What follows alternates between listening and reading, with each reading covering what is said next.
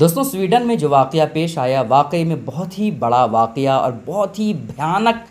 قرآن مقدس کی بے حرمتی ہے۔ اس کے حوالے سے آپ لوگوں کو بخوبی پتہ ہوگا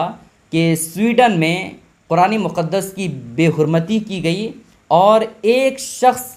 جس نے قرآن مقدس کی بے حرمتی کی اس کا نام سلوان ہے۔ کیا سلمان نہیں بلکہ سلوان ہے نا؟ اور یہ عراقی شخص تھا جو بھاگ کر کے سویڈن آیا تھا، ٹھیک ہے۔ اس نے باقاعدہ حکومت سے پرمیشن مانگا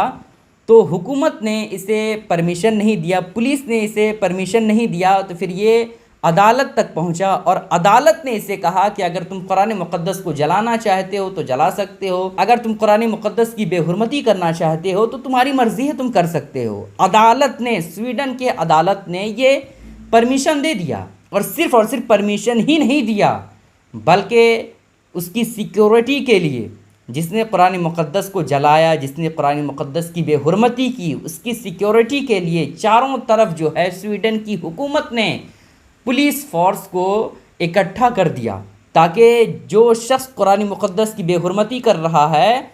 اس کو کوئی مار نہ سکے، اس کو تکلیف نہ دے سکے۔ آپ سوچ رہے ہیں یہ کتنی شرمناک بات ہے؟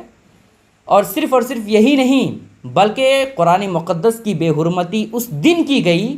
جس دن ہم لوگ قربانی کی نماز ادا کر رہے تھے، عید کی نماز پڑھ رہے تھے، جس دن تمام امت مسلمہ رب کے حضور اپنے سر کو سجدے میں رکھے تھے، اس دن قربانی کے دن اس سلوان نامی بدبخت نے قرآن مقدس کی بے حرمتی کی، اور ایسی جگہ قرآن مقدس کی بے حرمتی کی جہاں ایک بڑی مسجد تھی، اس کے باہر یہ کیا گیا۔ قرآن مقدس کو جو ہے ہاتھوں کے ذریعے سے فضاؤں میں لہرایا گیا اور پاؤں کے ذریعے سے اسے مارا گیا، اور پھر قرآن مقدس کو پاؤں کے ذریعے سے کچل دیا گیا، ہے نا؟ یہ بہت ہی شرمناک حادثہ ہے دوستوں، بہت ہی بھیانک قرآن مقدس کی بے حرمتی ہے۔ آج نہیں تو کل آپ دیکھ لیجئے گا، میں آپ کو ویڈیو بنا کر کے دے رہا ہوں، آج نہیں تو کل اللہ رب العزت کا عذاب اس پر ضرور بضرور آئے گا۔ یوں تو آج کے بعد وہ ذلیل و خوار تو ہو ہی جائے گا، لیکن اسے اللہ رب العزت کا عذاب ضرور آئے گا۔ دوستوں یہ واقعہ اگر کہیں ہوتا ہے تو اس سے زیادہ حیرت کی بات تو یہ ہوتی ہے کہ 56-57 اسلامی ملک ہے، لیکن اس کے باوجود 56-57 اسلامی ملک ہونے کے باوجود مکمل طور پر کسی نے بھی اس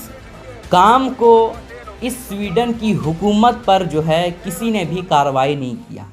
کسی نے بھی مکمل طور پر رد نہیں کیا، مکمل طور پر یہ نہیں کہا کہ یہ سویڈن کی جو حکومت نے کیا ہے وہ واقعی بہت ہی بری بات ہے، کسی نے بھی نہیں کہا۔ سب صرف اور صرف نام کے لیے اسلامی ملک ہے، صرف اور صرف پیسے کے چکر میں، ہے نا، اور دولت اور ثروت اور حکومت کے چکر میں یہ لوگ رہتے ہیں، اور پھر کہاں قرآن مقدس کی بے حرمتی ہو رہی ہے، کہاں اسلام کے خلاف کام ہو رہا ہے، کہاں نبی پاک علیہ السلام کی شان میں گستاخی ہو رہی ہے، اس کا کسی کو بھی پرواہ نہیں ہے۔ سوچیں نا دوستوں، 56-57 اسلامی ملک اگر چاہے تو سویڈن کے جو بھی پروڈکٹ ہے، جو بھی اپلیکیشن ہیں، جو بھی چیزیں ہیں، وہ اگر 56 اسلامی ملک اس پروڈکٹ کو اپنے ملک میں چلانے سے انکار کر دے تو پھر ایسی کیفیت میں سویڈن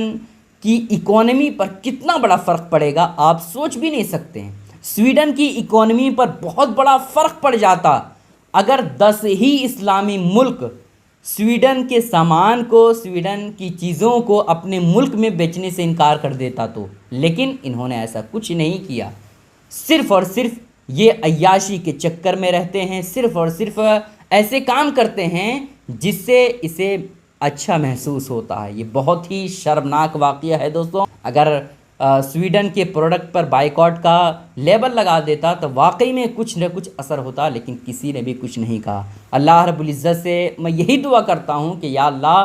ہم لوگوں کے بیچ ایک ایسے نیک بندے کو بھیج دے مولا، جو تیرے دین کی خاطر، جو ناموس رسالت کی خاطر پوری دنیا کے لوگوں کو انگلیوں پر نچا دے۔ اللہ رب العزت ہمارے دین کی حفاظت فرمائے۔ السلام علیکم ورحمۃ اللہ وبرکاتہ۔